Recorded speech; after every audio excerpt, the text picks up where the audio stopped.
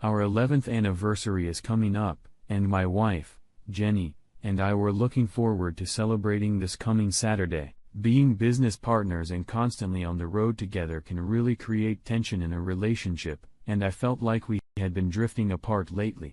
It was my idea to go back to Chicago for our anniversary. I prayed that it would put some spark back into our marriage.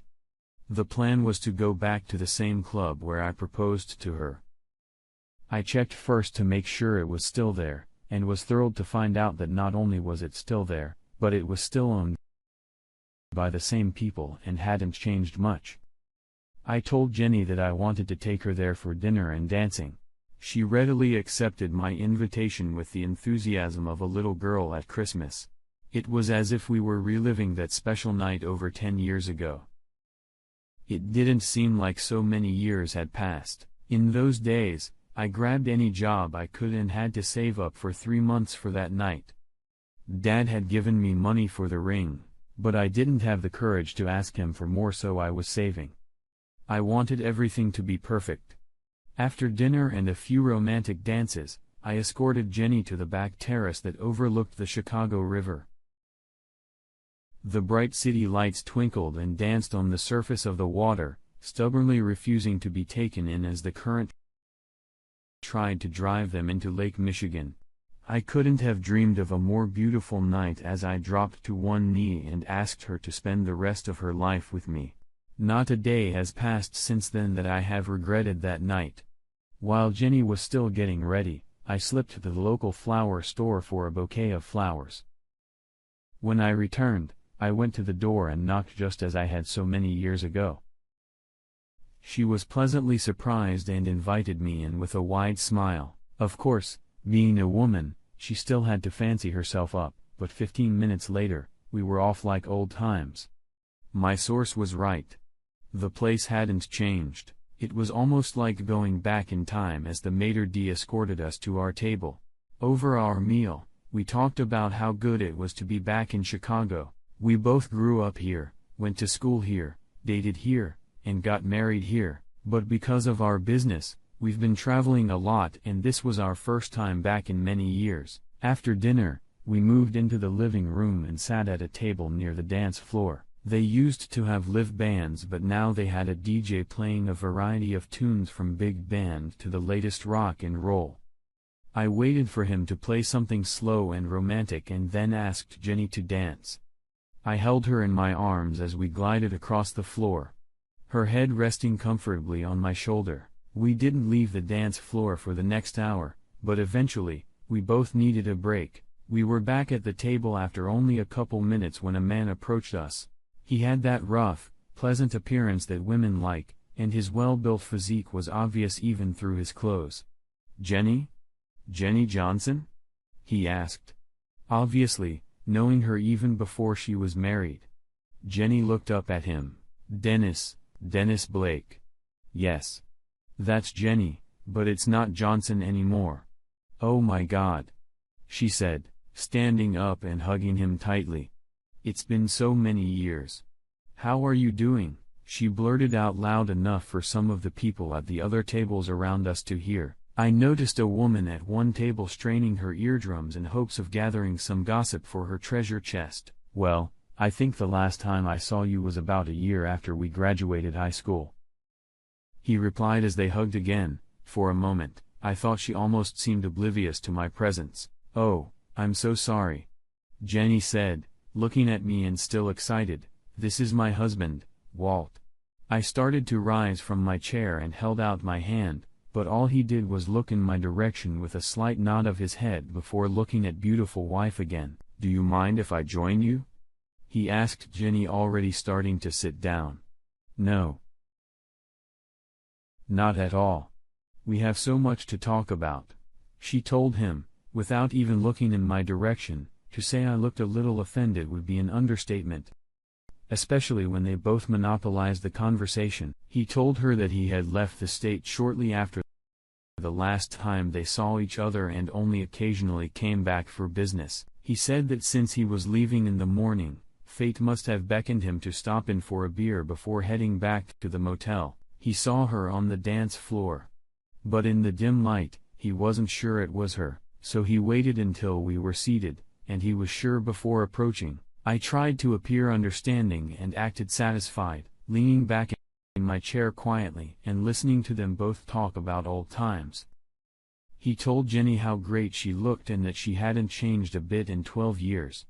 My beautiful wife was eating it up, along with everyone else, and my ears perked up when the conversation turned to sex. It seemed they had been each other's first, and now they were laughing at their naivety and inexperience. I could feel the cold stares on the back of my neck when right in front of me he told her that he should never have left without taking her with him. He said he had gotten married, but that only made him realize that he had left the woman he truly loved behind in Chicago. I'm sure some people around us saw the anger on my face when I thought about ending the conversation and leaving with my wife. But it was then, without even looking at me for approval, that he asked her to dance. She acted like I wasn't even there when she held out her hand for him to take and accept. I'm sure it wasn't hard to see that I was seething with anger as they both walked out onto the floor. A couple at a nearby table commented on their behavior, despite all the reminiscing and laughing they were doing. Neither Dennis nor my wife were very calm in their conversation. I watched as he took her in his arms, and began to lead her in a slow dance. At first, the distance between their bodies was very decent, but as time went on, it got smaller and smaller. I sat there sipping my beer and twiddling my thumbs as they continued to dance from one slow song to the next. I could hear more whispers from the surrounding tables. I sensed it was time. I walked over to them and patted dear Dennis on the shoulder. "May I step in and dance with my wife?" I said rather sarcastically. Neither he nor my wife looked very pleased when I took his seat. "Hi. Remember me? Your husband?" I asked sharply. "What's going on? Why are you letting this guy monopolize our time together on our anniversary?" I didn't speak particularly loudly, but I wasn't whispering either. I knew some of the people dancing around us could hear me. "Oh, honey. I'm sorry." She apologized. "It's just so nice to see Dennis again." "I'm sure you heard he was the guy who got my cherry," she said, with a smile and a giggle. "Yes. I heard. I think everyone knows by now. If they didn't hear the conversation, they can tell by the way you act. I think he's trying to relive that night. His intentions are dishonest, Jenny. I want you to put an end to this. Walt, come on, don't be like that. He's just an old friend I haven't seen in years. Please don't ruin this evening for me," she begged. "Well, he definitely ruined it for me," I told her. "Oh, honey. I'm so sorry, but I'll make it up to you. I promise," she said. At that moment, the song ended, and I felt someone pat me on the shoulder. "That son of a bitch is already back. Come on, buddy. We haven't seen each other in 12 years. Be a good guy and give us some time to catch up," he said loud enough to be heard by those around him. I saw a woman with her mouth open in disbelief at the asshole's brazen behavior. The wife looked me in the eye. "Please, honey. It's been so long since we've seen each other and he'll be gone in the morning." I saw the look of disgust on one guy's face and knew he thought I was a wuss when I relented and returned Jenny to her former lover. I could feel the looks of the other people in the room watching me as I snuck back to our table and ordered another beer. You'd think they'd probably go back to the table when the DJ started a set of fast songs, but no. They continued to laugh and flirt with each other while Jenny shook her ass, apparently completely unconcerned about the growing number of people who were learning about my increasingly dire situation. When the next slow song came on, Jenny put her arms around Dennis's neck and, closing her eyes, rested her head on his chest. His hands went straight down to her buttocks. Some of the couples dancing around them looked at me, probably wondering why I was letting this go on. That was it. I didn't mumble to myself anymore, but just as I started to rise from my seat, the song ended, and Dennis headed towards the men's room. Jenny came back to the table.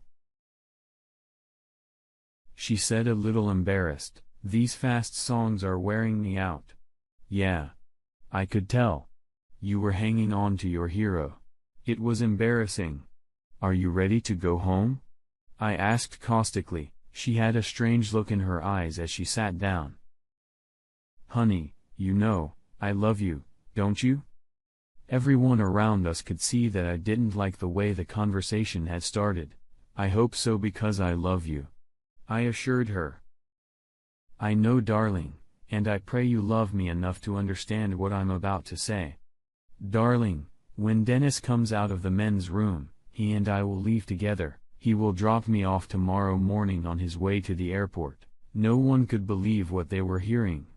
She wasn't even being secretive. I looked around at some of the surrounding tables and realized that everyone was now tuned into our family problems. The hell it would be. I roared. Hell, everyone knew everything anyway. I didn't care. I wanted them all to hear me. "We're leaving now." "No, Walt. We're not. Please, honey, I need to do this. It's just for one night. Please try to understand." "Understand? You mean understand that you want to break our wedding vows on a night like this? On our anniversary? Understand that you humiliated me in front of everyone in this place, and now you want to fuck another man on top of it? That's ridiculous." "No." At that moment, big old dentist returned, stood behind Jenny and put his hands on her shoulders. "Are you ready, darling?" he said, looking at me with the grin of a conquering hero, ready to enjoy the spoils of his victory. Jenny took his hand. "I'm sorry, Walt.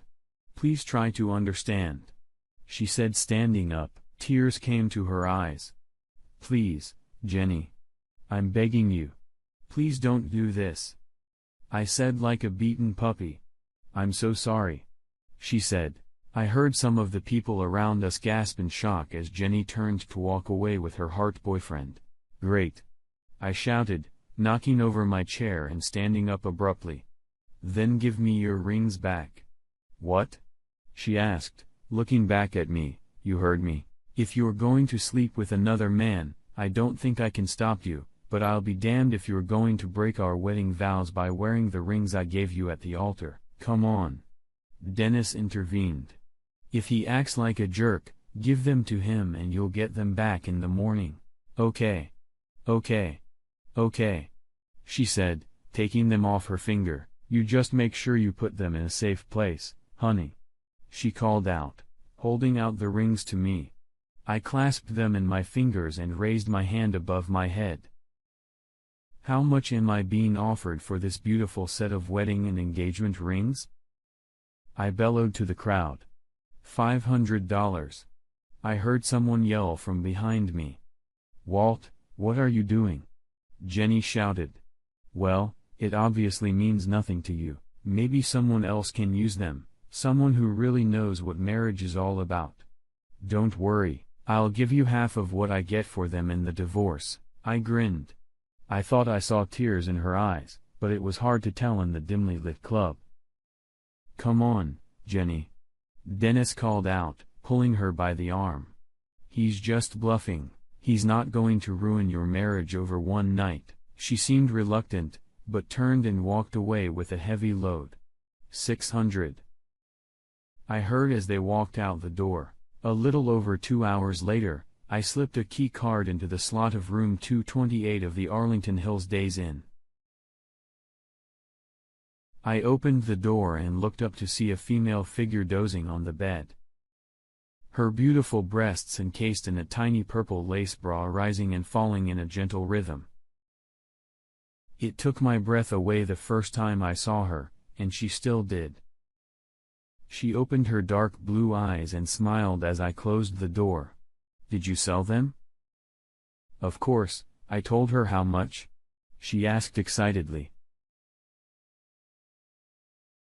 $1,800, I answered. "Oh," she said. "Not bad.